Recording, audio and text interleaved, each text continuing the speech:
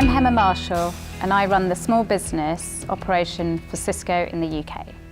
And I'm joined here today with Piers Linney. Hi Hema. How are you? Very good. Good. What a great building. It is a great building. Love it. So Piers, you're famous for Dragon's Den. We all know you from the television, but tell us a bit more about you and what you've done in your past.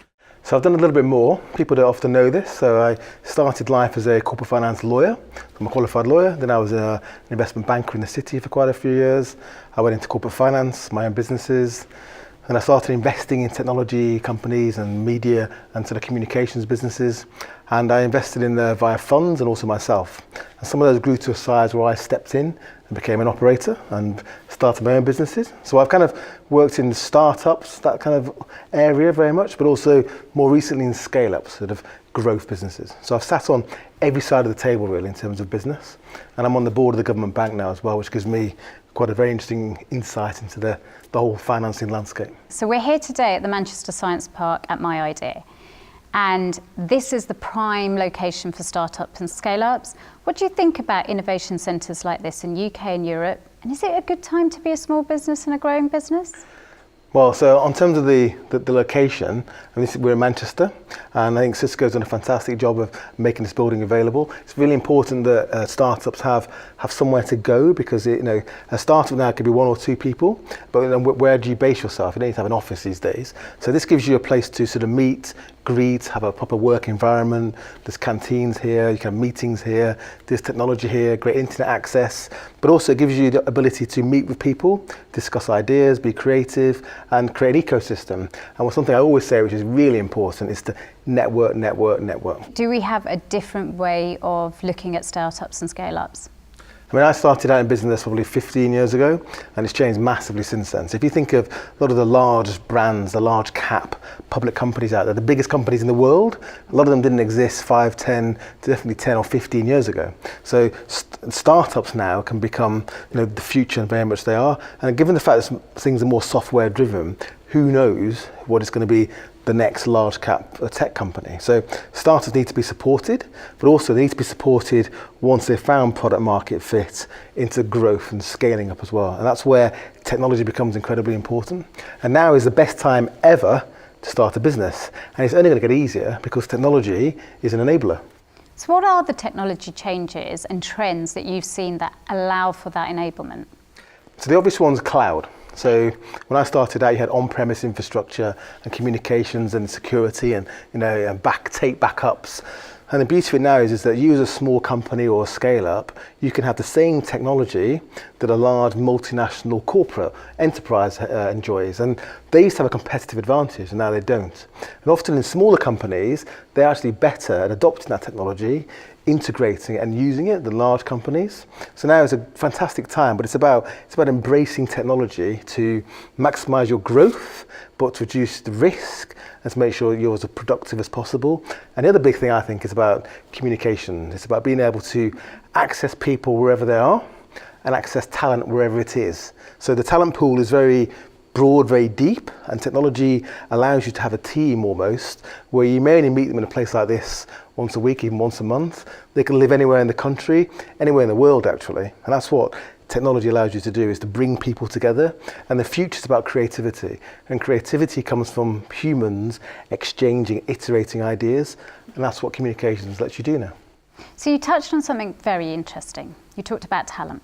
Okay, so the UK, based on OECD reports, has 5.4 million what is classed as small businesses. How does technology and AI help with that? Well, there's two sides to AI, and there's a kind of dystopian view of AI, which is let's face it, robotics will compete with human labour. So things are going to change. It allows you to understand, assimilate, and gather insights from data. So companies now are creating huge amounts of data.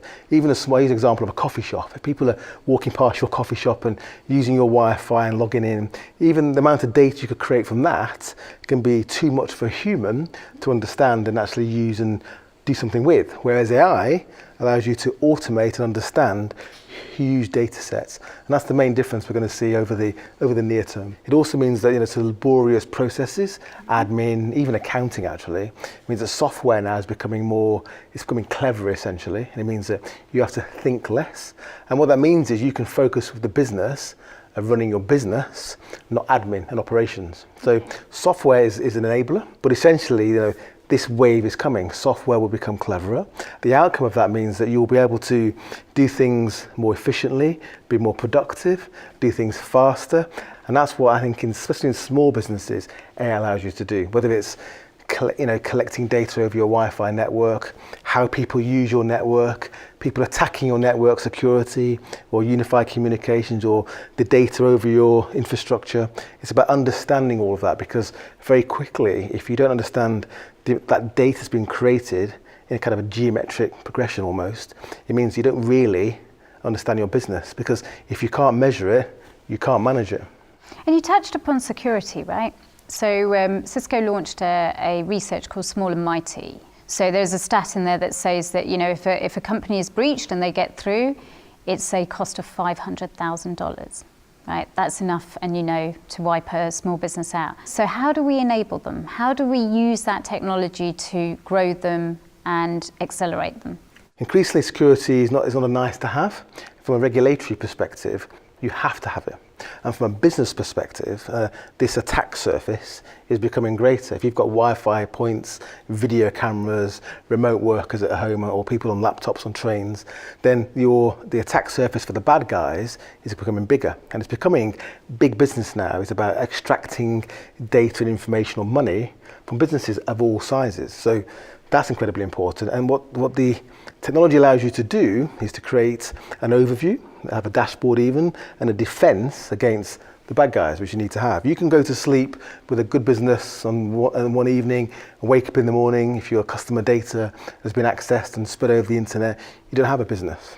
The other point is, as a small business, if you're in a supply chain to a large company, a nation state could apply resource to get through you to that large company you supply, and you're collateral damage.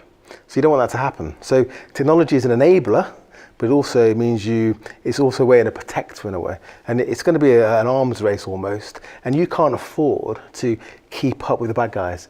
You need technology and AI, which is doing it for you while you sleep. So technology protects, and technology can be that kind of defense on data hacking and cyber and all that kind of thing. What else can technology do? Because small businesses need to work, they need to collaborate, and this is a great example of a workspace where they can collaborate with other companies. How can technology help in that area? So the obvious one is cloud. Now, when I started out, it was all about on-premise infrastructure. So what cloud technology allows companies to do, it means that, if you're a small company or a growth company, the thing that kills you is fixed costs. Right. So what cloud means is you don't have to have fixed costs in terms of infrastructure, software as a service, communications, networking, whatever it might be. You can now almost rent it as a subscription. So you don't have CapEx anymore, it's OpEx. What it also means is what you're consuming is the latest, greatest version of that software. You're not forking out a huge amount of money for a perpetual global license every few years. And so evergreen technology is really important because it changes very quickly. Now, when I started out, you'd buy some infrastructure or software, and every 3 years you change it. The refresh rate now of technology is weekly, almost monthly. If you think about on your phone, how often your apps get updated, that's what's happening in enterprise technology as well. So you can't afford to keep up. So it means it brings the cost down. It means you keep up. And the most important thing is it means that you can access technology and infrastructure and software and security and communications services that you could never afford to access previously. Because now you can buy for one person, for 10, for 100, and it breathes with your business. What that means is that as your business perhaps grows, perhaps retracts and grows again, it means you lower your risk, you lower your costs. So would you agree that this is really around connecting, securing, and collaborating in a small business? Right? So you're fueling the ambition of those small businesses.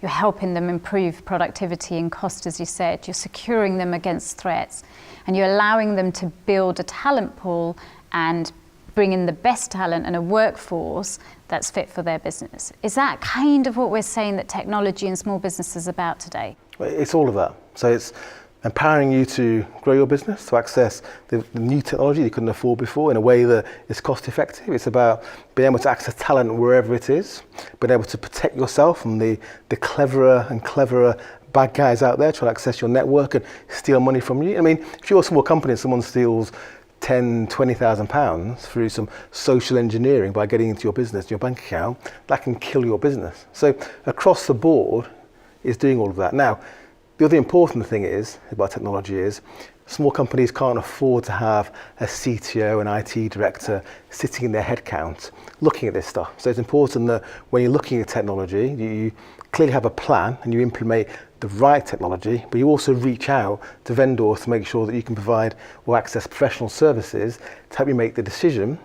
And then that cost then, once you pay for that help, goes away. You don't have it sitting in your headcount and your P&L.